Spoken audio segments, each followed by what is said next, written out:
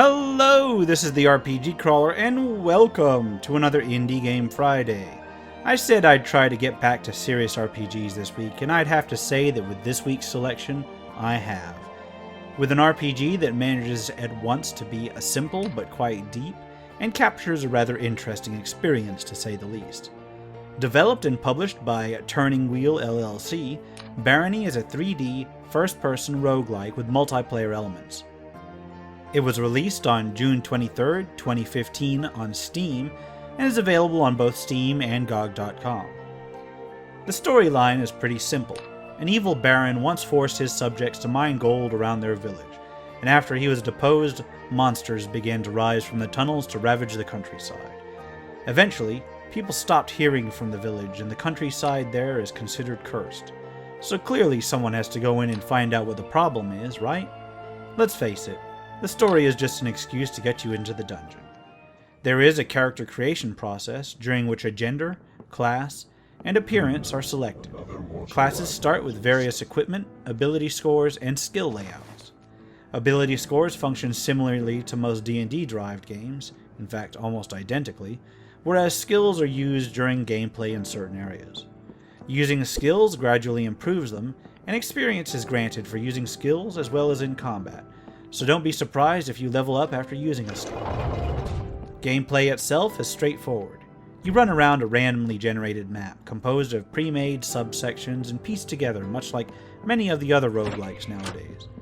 There are some levels with static maps, and more can be actually added with an included editor. Graphically, the world is represented by a number of simple, low-resolution 3D blocks and models. Gameplay is smooth and responsive, and although the game declares such classics as Daggerfall and Ultima Underworld to be its inspirations, the interface and control scheme is thankfully more intuitive. By default, the WASD keys move, space blocks, F casts, and tab opens inventory, with mouse look available. Left-click attacks while right-click interacts / picks up things. These can be remapped at will, I believe. The RPG section is pretty much a direct extrapolation of many free text-based roguelikes of yore, like NetHack, Rogue itself, or Angband, and if you're familiar with those, you should feel right at home with this game. There is a hunger system, and HP and MP regenerate slowly. Potions and scrolls are randomly given various labels, and items can be cursed, normal, or blessed, with various bonuses on generation. Most items start out unidentified, but rather than waiting solely for a scroll of identify, characters have an appraise skill which can be used to identify objects of greater complexity as it is raised.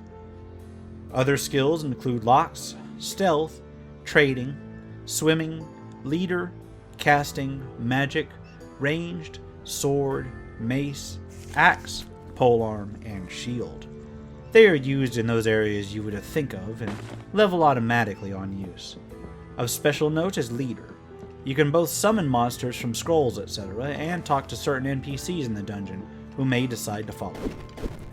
This is all dependent on your leadership score. There's often multiple ways to approach certain problems, and if you can't lockpick a chest or a door, you can always try and smash it. Although the game itself was familiar to me as a long-time player of roguelikes, when it's transitioned to a first-person view, real-time scenario, it certainly has a feel to things that gives you a certain sense of foreboding. The first time a trap squashed me, I about jumped out of my skin. I have to admit, combat is comparatively clumsy when compared to some AAA titles, but it gets the job done and is pretty suitable for the genre. There are, of course, some downsides to what is otherwise a very nice entry into the roguelike genre. Most of these, however, are intrinsic to what the game is. Barony has a limited number of monster types to threaten you through the levels, and although there are some variations, this means that they can get old over time. Likewise, the dungeon segments themselves are pre-built. Some entire levels are pre-built, but even in the randomly generated levels, certain sections are pre-made and vary only in their item and creature contents. Once you've figured out how to solve a particular puzzle, chances are good that you'll know exactly how to proceed if you come across something vaguely familiar to it. Also, you'll die a lot, and since this game has permadeath, that may put some people off. Further, survival is very dependent on the random number generator being kind to you. I've started with a ton of enemies right outside the first entry rooms with almost no chance of survival, and I've started with a largely empty level save for a ton of equipment, only to die of starvation because no food spawned. But if you're used to the old text-based roguelikes, this should come as no surprise. Aside from various weapon combat, even the spells work similarly to other roguelikes. You learn them from books and enter them into your character's spellbook, and you can then pop them into your hotbar at the bottom of the screen. Spells are simple, but quite effective, with the basic effects you would expect of the game. Any class with a high enough casting skill can learn a particular spell, and you raise your casting skill just like you would any other skill, by using it. Which means that if you have to find a spellbook with a low skill requirement, you can actually start even if you're a fighter. I believe that you can also use certain things called magical staves to cast spells from them, just like wands in general roguelikes. For a fan of roguelikes, the solo experience can last you for hours, but there is a direct IP multiplayer functionality that allows a few players to run the dungeon together. Sadly, I was unable to test this out, and from what I understand, it can be a little fiddly to get working.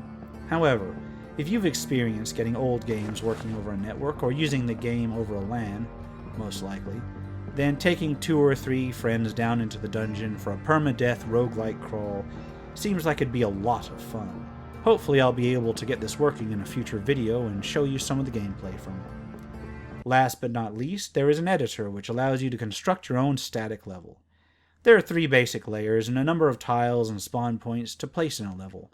In order to place your level into rotation, you name it something, preferably with no spaces, and then add it to your levels.txt file in the maps section. I believe that you can also modify the length of the game itself and the order of the levels simply by altering this file, but don't take that as gospel, as I haven't really tried it yet. In fact, most of the data in this game is exposed, meaning that a clever modder can really get into adjusting certain aspects of it. All in all, this is a solid little roguelike, even for its limitations. So if you're a fan of the old school roguelikes and the old school action dungeon crawl games, then it's quite a fitting addition to both genres. Available for $9.99 US usually, the Steam release offers a minor discount for a 4-pack, perfect for outfitting yourself and your friends for a dungeon crawl. As always, I'll put links in the description below. For now, this has been the RPG Crawler with Indie Game Friday, Barony, Cursed Edition. If you like what you've seen, remember to like, comment, and subscribe for more RPG content. Until next time, take care and goodbye.